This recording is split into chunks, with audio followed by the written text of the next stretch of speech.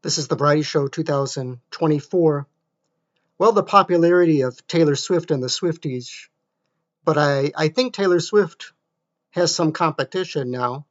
And I normally don't do a video about music industry, pop culture, and so forth, and young people's music. But I noticed Canadian pop superstar Tate Mcrae is taking off, and she may rival Taylor Swift at some point. She's blowing up all over the place. And I saw that she was on the Jimmy Fallon show in New York. She was on Saturday Night Live. She went on that show for the first time, performed on there. She did her hit Sports Car, put on a performance, live performance on Saturday Night Live. And she's all over social media. And she's different. She's from Canada, Canadian. She's different than Taylor Swift, different style.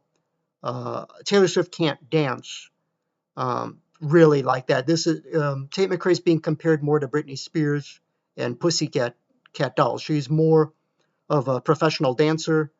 Her background, she's a much better professional dancer than Taylor Swift. And she's some people never heard of her. I mean, she's really coming in to the mainstream and going on mainstream shows. She's popping up all over the place.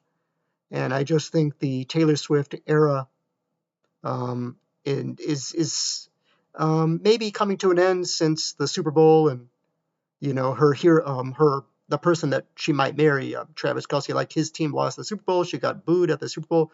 She endorsed Kamala. She got involved in politics.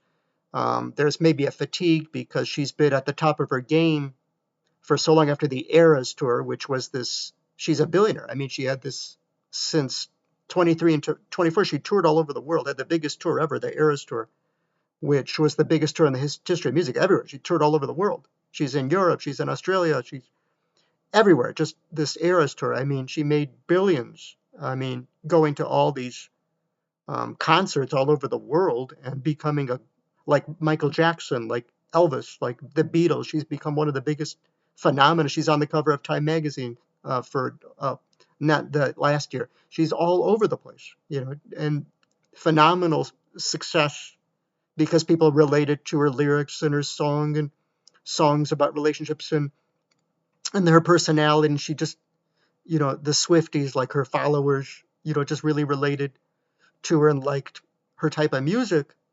And now you have others, Tate McRae, along with a new breed, younger, and coming from Canada, seems to be the tide is shifting. And if Taylor Swift gets married to Travis, then, she may take a hiatus and not even, be touring and doing music as much and just settling down, get married, have kids, and she'll be replaced by others, and the Taylor Swift mania will come to an end, and others, younger people will come in to the music industry and replace her. You have Tate McRae, Olivia Rodrigo, and a lot of other younger performers will replace the Taylor Swiftie phenomenon.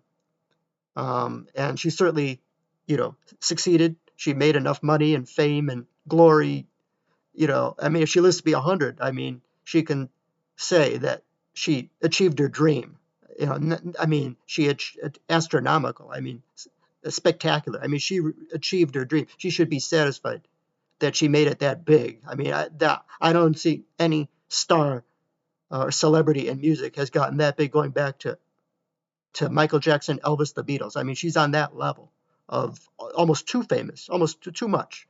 That's almost an insane level of fame. That's like Trump fame, Elvis fame. It's too much fame, too much money, too much fame. It really goes to your head. I mean, I can't imagine what that'd be like, and I don't want to. I don't want to know. I don't know what it would be like to be that famous, and I don't want to know. And I don't want to know what it would be like to conquer the world on the level of a Taylor Swift, because it just seems like it would go to your head at that point. Variety Show 2024.